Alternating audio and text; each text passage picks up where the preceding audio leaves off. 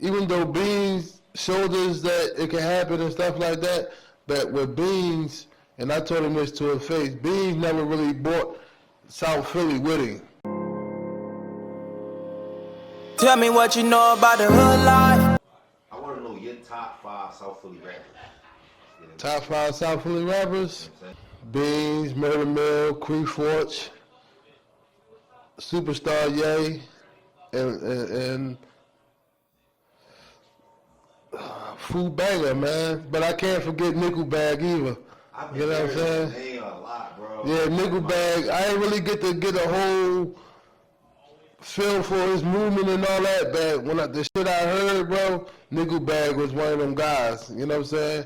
And he had a heavy presence on the West Coast. You know what I'm saying? He was out there with them on the West. You know what I'm saying? When he was having his run. You know what I mean? So definitely I can't forget Nickelback. He in my, my top 10. So why you feel like South Philly, not only the rappers, but just in general, don't really get as much light or shine in the city? Because South Philly was always known for, being the bullies. You know what I'm saying? I got my own shit out here, man. I'm doing all right on my own, man. I really don't need no help, yo. Nigga, you gonna get down or you gonna f***ing lay down? To do this is enough of this for both of us, man. That's where you f***ing wrong at, you fat mother. We ain't eating on the same plate with nobody. And the tough guys, so they don't want to let us in. They don't never want us to get no money. You feel what I'm saying? That's why it's hard, for people to recognize that we them guys, because they be hated on the low. You know what I'm saying? Yeah, it is over, nigga. I'm the new nigga in charge. The South Philly always been thorough. We always, hold our own wherever we go. Could be 5 South Philly dudes and 100 people from somewhere else, and we gonna act like we're 100 deep. You know what I'm saying? So that's just our persona. All right, so I want to talk about, I want to move forward to them years. First of all, what made you want to, get involved with music? I mean, just, my mom playing them records on Saturday and Sunday while we cleaning and cooking. My older brothers listening to the early hip-hop shit, Scarface and, Biggie, Wu-Tang and all that. So I just grew up in a musical family, We grew up, we had a piano in our house, So we always used to play on the piano and just, was always musically inclined, So, before, trying to start a record label, did you ever, try to mess with the rap a little bit?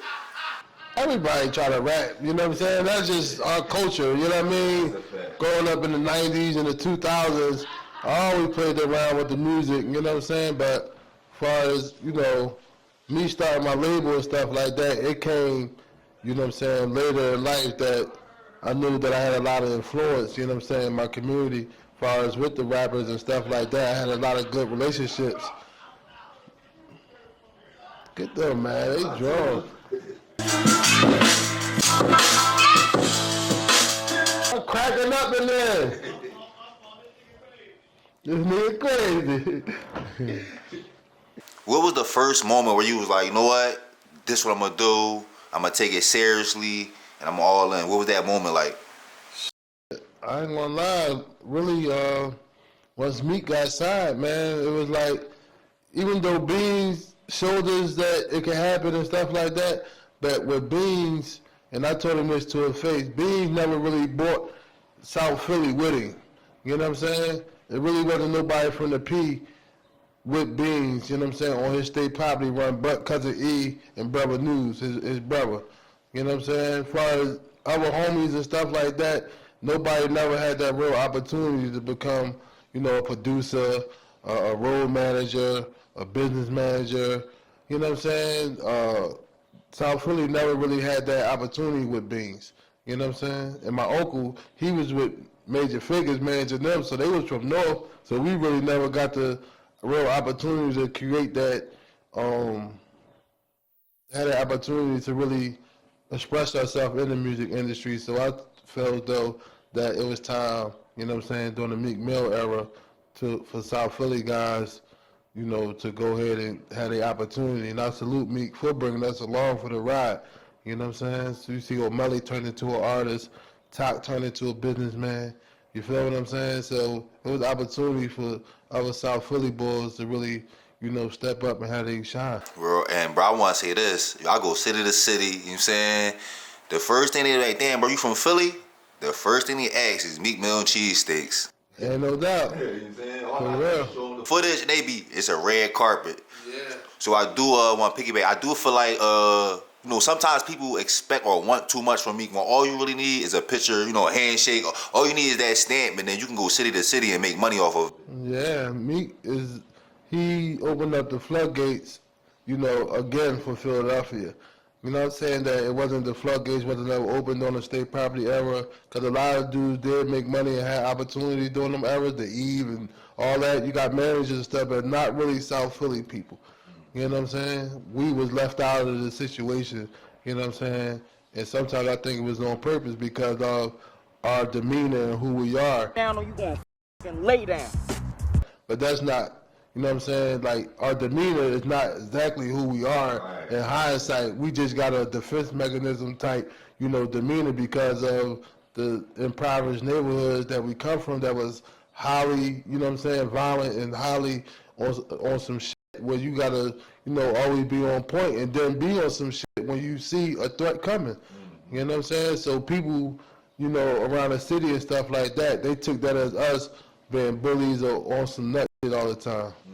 And I feel like it's still going on today. Like, you'll see two South Philly guys arguing, and you'll think, oh, shit about the, but you gotta know them to understand, nah, bro, they just... Yeah, they just airing their shit out, you know what I'm saying? Niggas like the vent, you know what I'm saying? But 2 seconds later, you know what I'm saying, we breaking bread and, you know what I'm saying, it's on to the next. So talk about them early do for self years, man. And I want... I played in... And I want to talk about, pre-Nizzy years as far as like the brotherhood.